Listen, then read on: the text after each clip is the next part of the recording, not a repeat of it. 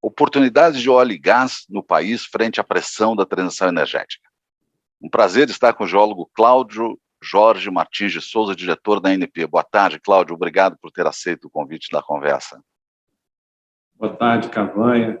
É sempre um prazer estar aqui com você, né? Desde muito tempo, né? A gente vem conversando e gostaria de dar também, agradecer a todos que estão nos ouvindo nesse momento. Obrigado, Cláudio.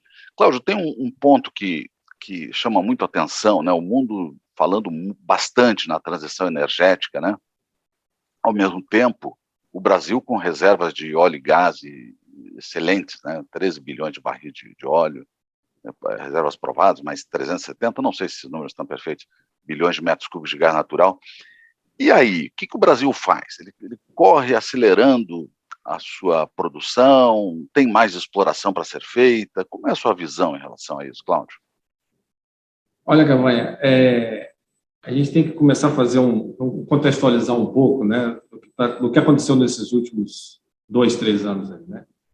A gente vem de uma pandemia, né, onde a demanda caiu abruptamente, né? E você sabe também, todo mundo é de conhecimento público, o pessoal, há cerca de 2 anos atrás, estavam pagando para as pessoas levarem o óleo deles, né?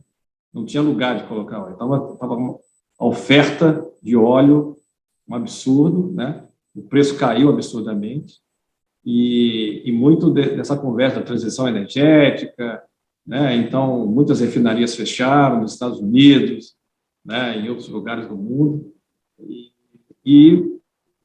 Ok, final da pandemia, né? A demanda volta a começar a subir e aí vem, infelizmente, uma guerra, né? E meio que inesperada. E, novamente, nós temos agora um problema de oferta, não de demanda.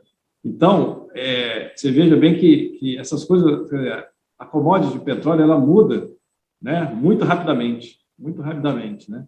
E se você olhar ao redor do mundo assim, né? O Brasil é um dos países, né, onde você pode fazer investimentos a longo, médio prazo, né, com muita segurança, né?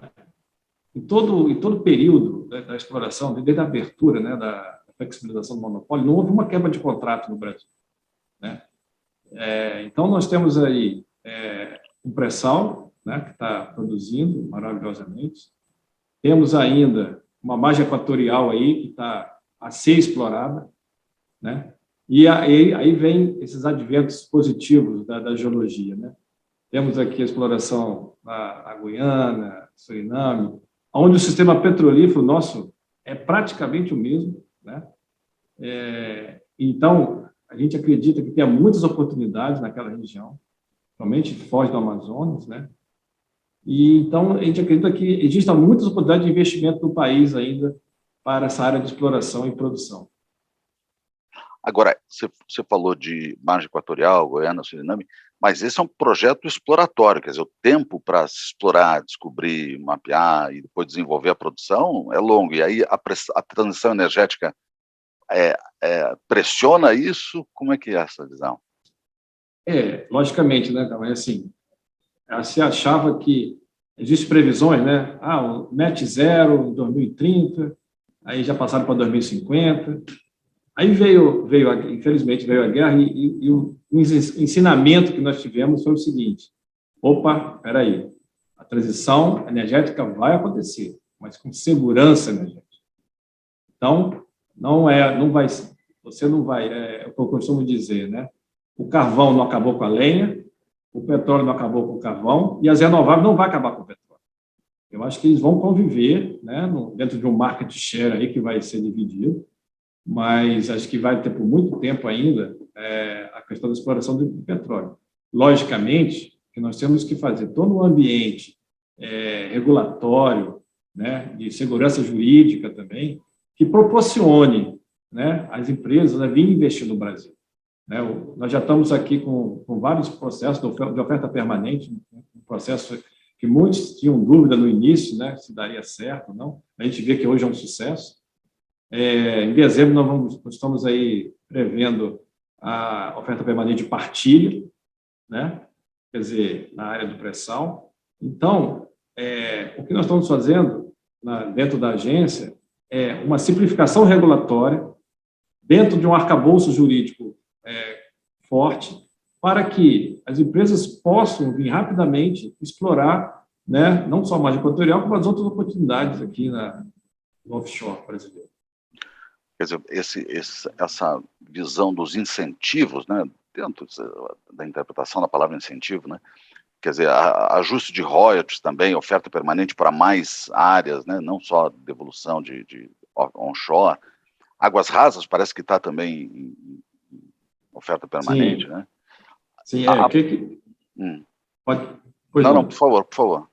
Não, a gente vem tomando várias medidas assim que às vezes fica o público, de uma forma geral, não tem conhecimento. Por exemplo, eu fui da área de dados técnicos, né, até pouco tempo atrás, e foi feito um trabalho em conjunto com a diretoria colegiada, né, e outros aqui internamente, de liberação dos dados gratuitamente, dos dados tanto onshore, né, que foi o REAT, como agora para o PROMAR.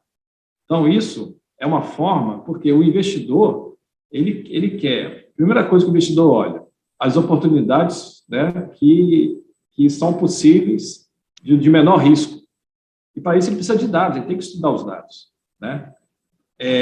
Nós conseguimos vencer a barreira legal sobre isso, que esses dados eram vendidos, e vencemos a barreira tecnológica. Então, você acessa o site, baixa o dado em qualquer lugar do mundo, né? Do onshore está assim, e você consegue obter e fazer estudos nas áreas antes mesmo de vir para o país.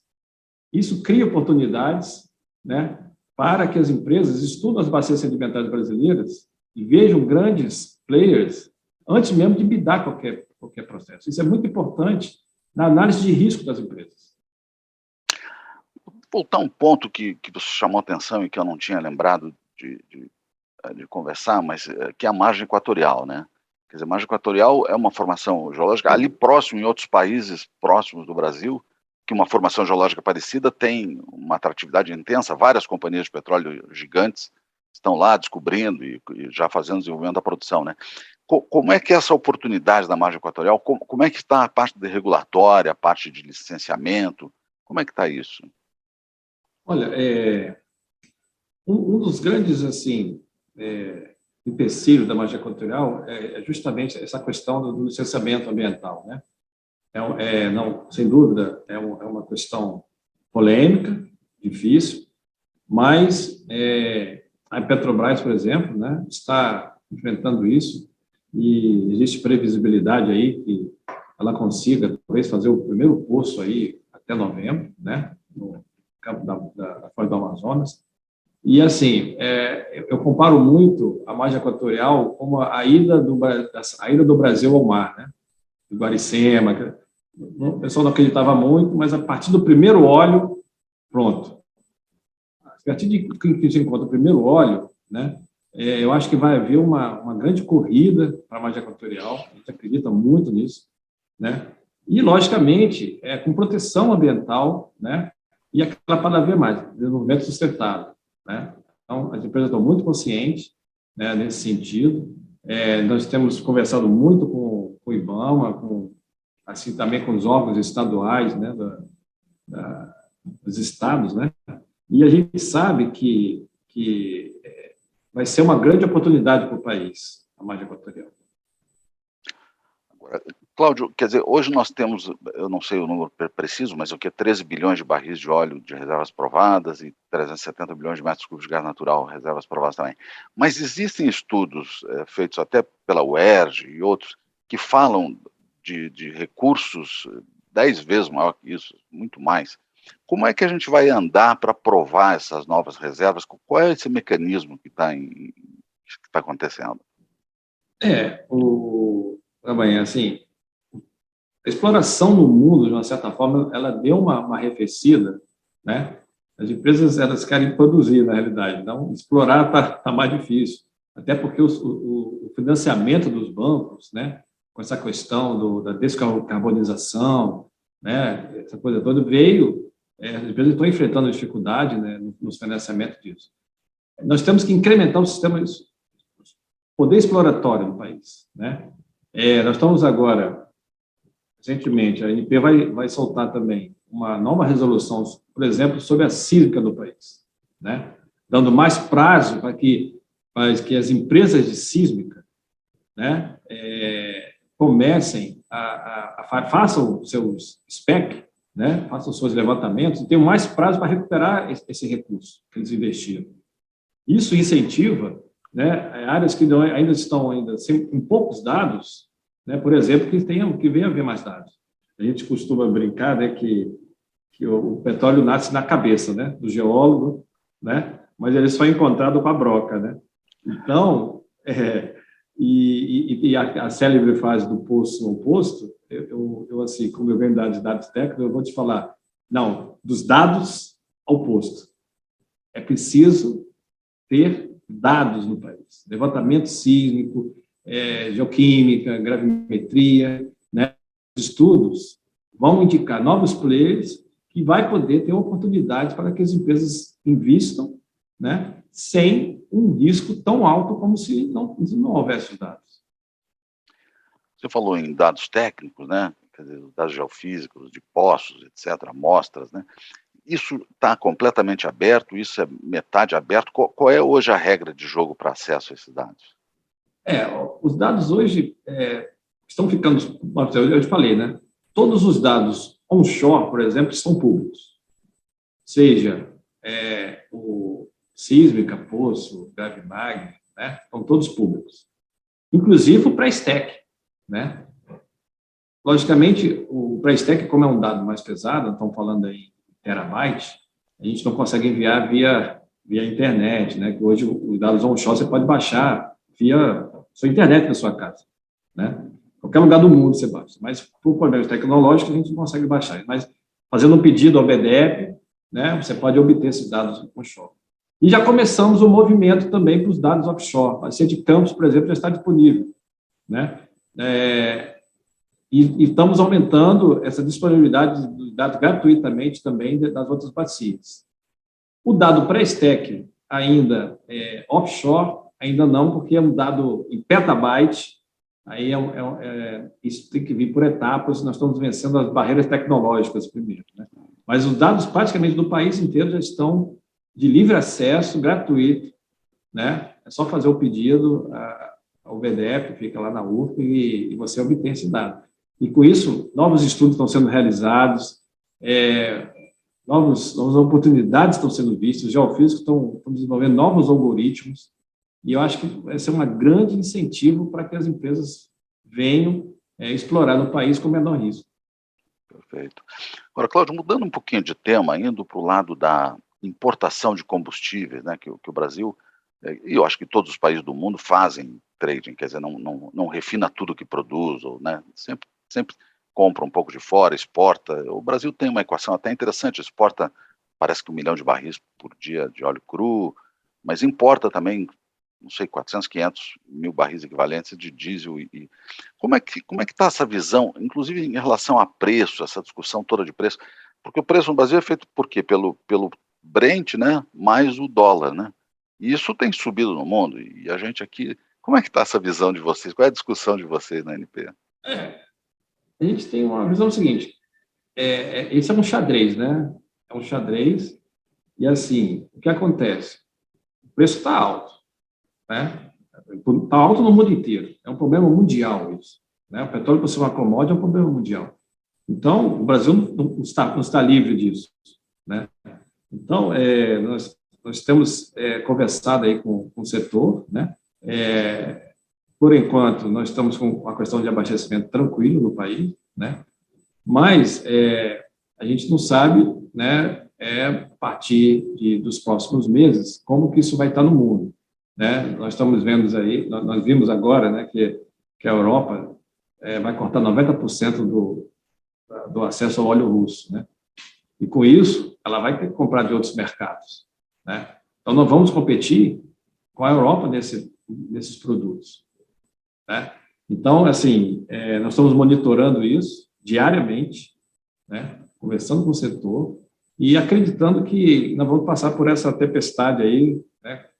Com uma certa tranquilidade, porque as empresas já se prepararam, né? Assim como foi ano passado, acho um paralelo até bem justo, assim, na questão da chuva, né? Que ia faltar e não faltou energia, graças todo ao trabalho que o Ministério, a ANP fez junto às empresas. Então, as termoelétricas foram ligadas, aumentou o preço, mas não faltou energia. E a gente acredita que nós vamos passar por esse momento também, até por ser agora verão no hemisfério norte, né? As pessoas saem de férias, os europeus vão sair de férias, os americanos vão sair de férias, então vão aumentar o consumo, né? Então a demanda vai crescer. Mas a gente acredita que o Brasil está bem posicionado, as empresas já estão muito conscientes disso, né? Tanto os importadores como a Petrobras, que produz aqui dentro, e que nós vamos passar essa tempestade aí com um certo conforto. Certo. Você tocou um ponto e me ligou uma questão que é muito relevante, se tem discutido bastante no Brasil, que é a questão da reinjeção do gás para aumento da produção do óleo, né? Hoje, o Brasil produz o quê? Cerca de 140, 150 milhões de metros cúbicos dia de gás, mas grande parte, aí, sei lá, 40, 50 ou mais, é reinjetado para aumento da produção do óleo. Como é que está essa discussão no Brasil? Quer dizer, inclusive...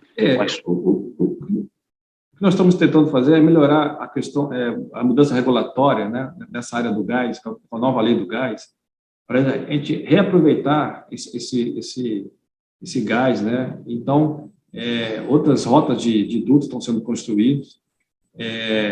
A gente acredita que nos próximos anos, essa oferta vai crescer muito no país, né? Apesar de essa rejeição de gás, você melhora o fator de recuperação, né? Então, é o dilema que se vive na exploração, mas eu acho que a gente acredita que esse gás, por exemplo, nós acabamos de aprovar os primeiros processos auxiliares aqui do complexo no Rio de Janeiro, né? GasLub. E estamos agora em vias de aprovar, dar autorização definitiva para que o Compeg, o antigo Compeg, né, venha começar a funcionar aqui no Rio de Janeiro. Então, isso vai haver nos próximos anos vai haver uma grande transformação na questão do aproveitamento do gás, do pré-sal, principalmente. Você comentou isso e de novo, né, cada vez que você fala algum assunto, me lembra um outro que, né, é interessante. Quer dizer, voltando um pouquinho, né, então, a parte exploratória, né? Quer dizer, você falou no comecinho, a gente esperava falavam que era 2030, a questão dos fósseis, depois 2050, e pode ser que isso seja longo, né? Pode ser que a transição não seja tão rápida como se espera. Quer dizer, essas energias alternativas, elas têm ainda um desafio. Agora, como é que é, então, a questão exploratória no Brasil? Isso me interessa muito, quer dizer, existirão investimentos importantes em exploração? Tua percepção, claro, você não tem toda isso, você não sabe o que as empresas estão pensando, mas vocês têm conversas com eles e percebem isso. Como é que está essa visão exploratória? Sim, a gente acredita que nós temos grande potencial, né, pela estabilidade do país na questão regulatória, na estabilidade jurídica e até a estabilidade de não guerra, né? Se você abrir o mapa do mundo, né, o Brasil hoje é uma grande oportunidade de investimento, né? A Rússia, todos os problemas que ela tem com a guerra, né, e assim, a Europa querendo fazer uma transformação, né, energética, querendo consumir mais, né? Enfim, então o Brasil tem grande oportunidade exploratória no país. A gente acredita que a oferta permanente de partilha, que vai ser em dezembro, né? Que vai ser em dezembro desse ano, vai trazer grandes empresas para investir no país, né? Porque nós estamos falando de pré-sal naquela região e as grandes oportunidades, né, poderão surgir, né? Já existe um movimento grande das empresas, né, olhando. É engraçado que assim, a questão do recurso, né, do dinheiro, né, assim, as empresas têm que investir em algum lugar e estão perdendo algumas oportunidades. Na Rússia não consegue, na China tem alguns problemas, né? Então, novamente, o Brasil hoje é um lugar com grandes oportunidades, né, para as empresas fazerem exploração e manterem, né, os seus produtos, ou as suas explorações, de exploração. As empresas hoje elas estão no movimento, né, de trocarem de óleo e gás para energy, né? Excelente isso, mas com novas oportunidades exploratórias e de renováveis. Mas elas não querem perder, porque justamente é muito engraçado, o que vai bancar as energias renováveis é o próprio petróleo. As próprias empresas de petróleo se transformando em energia, né? Então, esse movimento, ela não pode perder o processo exploratório e o seu nível de exploração, porque senão ela cai o seu recurso e ela não consegue mesmo investir nos renováveis, né? Então, é por isso que a gente acredita. E o Brasil hoje está totalmente alinhado a isso. E apesar dos esforços das empresas de petróleo para se tornarem empresas de energia, como você falou, é desafiador, porque tem outras que não são de petróleo que estão entrando no ramo de energia, então elas não vão conseguir pegar todo esse espaço, então tem que garantir os fósseis mesmo também, né? Também, a gente acredita que tem espaço para todo mundo, né? Eu costumo brincar com as pessoas assim, quando nós conseguirmos substituir o gás natural ou o GLP na cozinha do mundo, não vou nem falar do Brasil, vou falar do mundo, aí eu vou falar, olha, agora os renováveis vão entrar. Porque enquanto não houver substituição para isso especificamente, não estou falando nem em combustível, estou falando em alimento, diretamente alimento, né? GLP, gás natural, e o sistema exploratório é o mesmo. É isso que as pessoas têm que entenderem, né? Todo o processo, sísmica, BID, você tem a plataforma furando, né? Seja para óleo, seja para gás. Enquanto isso não for substituído, nós vamos ter sistemas exploratórios no mundo. Porque no meu ponto de vista, talvez seja a parte mais difícil de substituição energética no mundo, seja a questão, né, da alimentação. Mas eu tenho fogão elétrico. Bom, mas a energia gerada, por exemplo, ano passado, a maioria foi de termoelétrico movido a gás. Então, não tem como fugir muito disso. Não existe uma mágica, uma bala de prata que vai, olha, agora nós vamos mudando. A não ser que, eu sei que tecnologia muda, né? Nós vamos melhorar a questão do armazenamento de energia, até com baterias de grafeno, né? Que está pleno desenvolvimento tecnológico aí, mas isso é um processo, tem que ser, como eu falei antes, com segurança energética. Essa hoje é a palavra do momento, né? Segurança energética, ou as palavras, ou a frase, vamos dizer assim, do momento. Aham.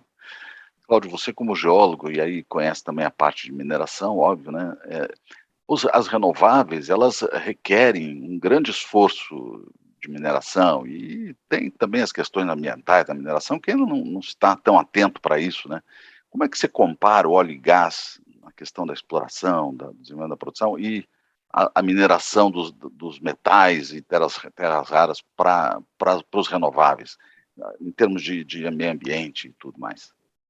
Que eu costumo falar assim, a poluição, se você comparar a poluição do óleo e gás com a mineração, porque você explora em algum lugar e o CO2, o metano, vai para o mundo inteiro, né?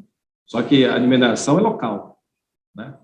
Então, há que saber cuidado também como que nós vamos tratar isso localmente, né?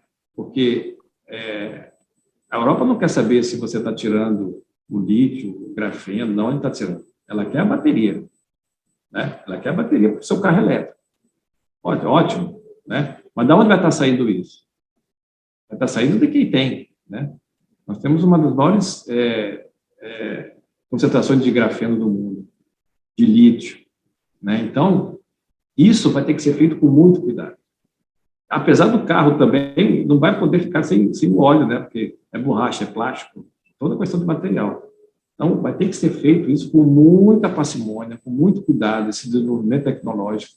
E como vai ser feito essa transformação, né? Com essa guerra agora, infelizmente, né?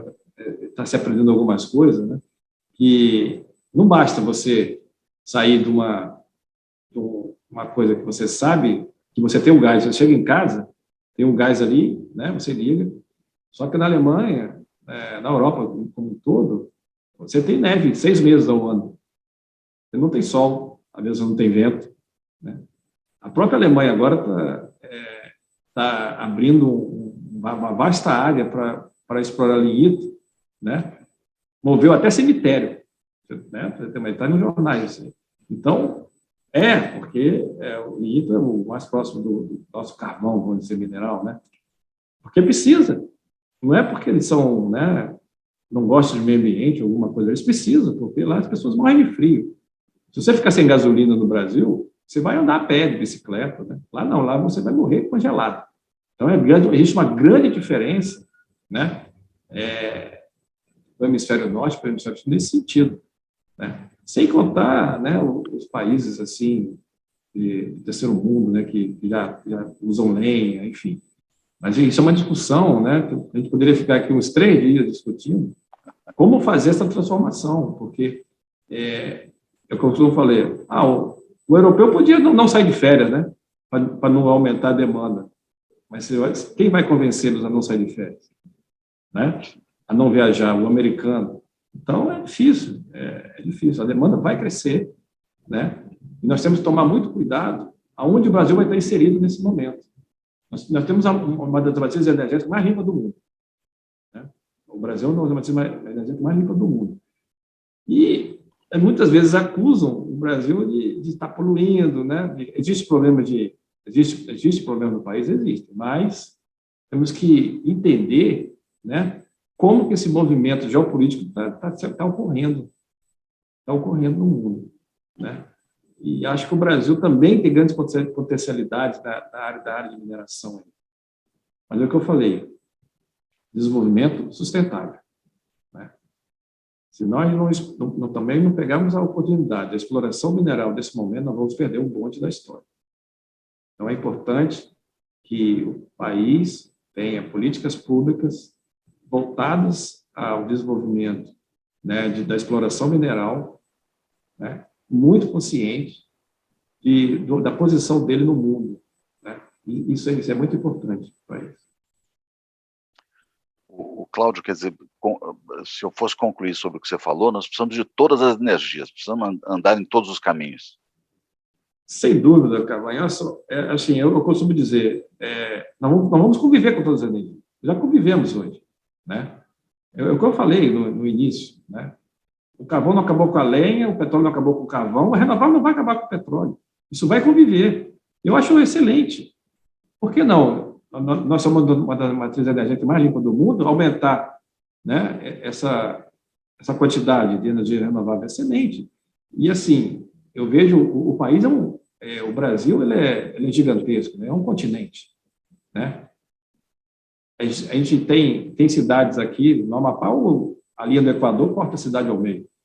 Então, a incidência solar é muito alta. Por que não aproveitar, né, a questão solar, energia solar? Mas no sul já não é assim. Então, lá nós vamos talvez precisar de gás, né, mais gás, né?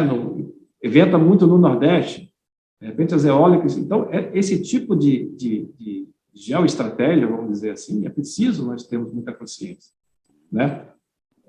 A hidrelétrica é sensacional, né? Mas a partir do momento que as hidrelétricas pararam de ter os seus pulmões, né, e ficaram a fio, criou um outro problema, né, que você tem que usar as termoelétricas quando não há um índice pluviométrico adequado no país.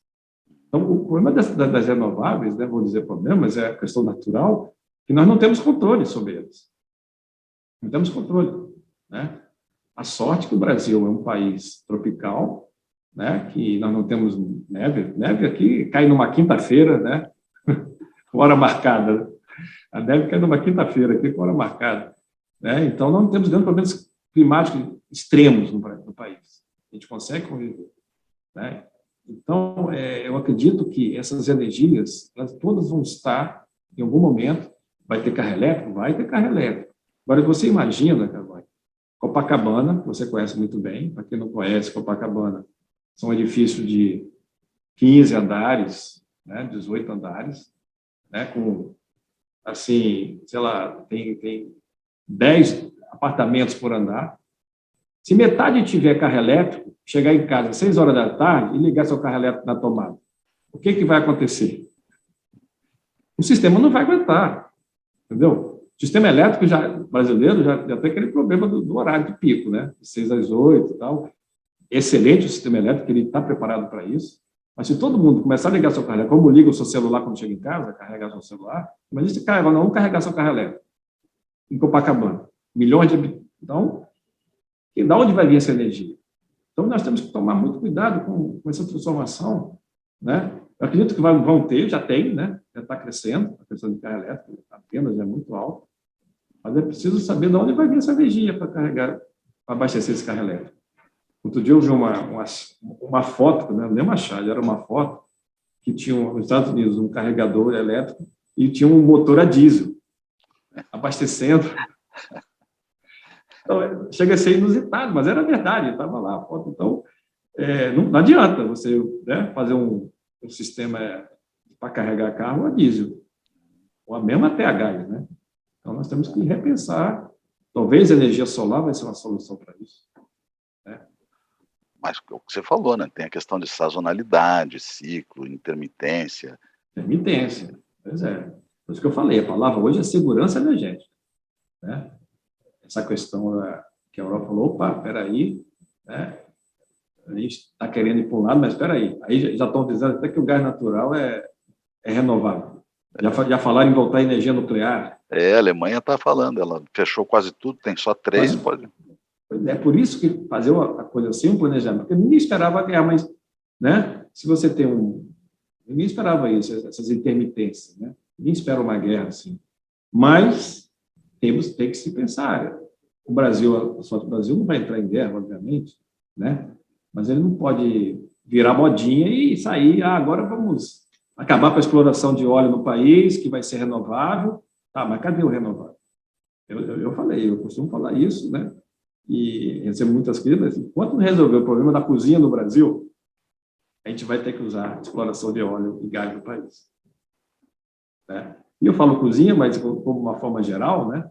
Porque se você olhar na sua casa, né, quase tudo é plástico, ou vem do petróleo, a vacina que você toma tem petróleo, né? O remédio que você toma tem petróleo, né? Todas as embalagens têm petróleo, o teu carro tem, mesmo que seja elétrico, tem petróleo. Então, essa transformação, mas já existe o plástico, tá? Até esse plástico ficar economicamente viável, né? É um problema sério. Aí existe uma máxima que todo mundo já conhece, você deve estar cansado de ouvir, né? A idade da pedra não acabou por falta de pedra. A idade do petróleo não vai acabar por falta de petróleo, óbvio, mas é questão econômica, né? É uma questão econômica. Mas nós temos que ter muita consciência, né? Nós temos um país continental, com uma diversidade geográfica imensa, né? Inclusive social, né? E aí esse planejamento tem que ser feito, de uma certa forma, com muita tranquilidade, né? Com muita tranquilidade. Você vê que a questão da lenha já aumentou. Hein? Não pode botar em risco isso tudo, né? Não pode, é muito risco. Você querer fazer uma transformação, né, sem um mínimo planejamento no futuro, né? Então, eu sei que a EPE estuda esses movimentos, a ANP tem feito estudo, né, o próprio governo. Vamos fazer isso. É inevitável? Sim, inevitável. Você vê a questão do nosso biocombustível, né? O mundo está falando de biocombustível, mas nosso pró tem quantos anos? Né? Então, nós temos 27% da nossa gasolina em álcool. Olha que coisa maravilhosa. Então, ela já é limpa por genes há muito tempo. Fora outro terço de consumo que já é álcool puro. E já é álcool puro também, né? A questão agora dos biocombustíveis, né? Já está 10%. Então, o Brasil está avançado. O Brasil tem que dar aula para o mundo sobre isso, né? Eu sou muito tranquilo em falar isso, né? O Brasil está dando aula.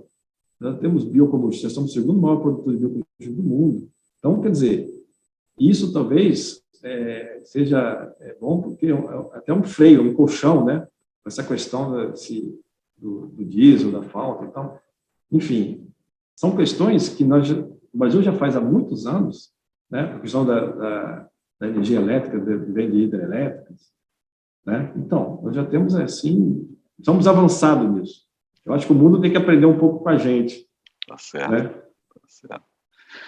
Muito bom. Vamos para as suas, por favor, considerações finais, né? Seu resumo sobre a questão das oportunidades de óleo e gás e a pressão da transição energética para fazer fechamento. Olha, Cavanha, assim, eu vou ser repetitivo, mas vou repetir aqui. O Brasil, hoje, é um dos poucos países do mundo com grandes oportunidades de trazer recursos, né, de investidores, né, para exploração.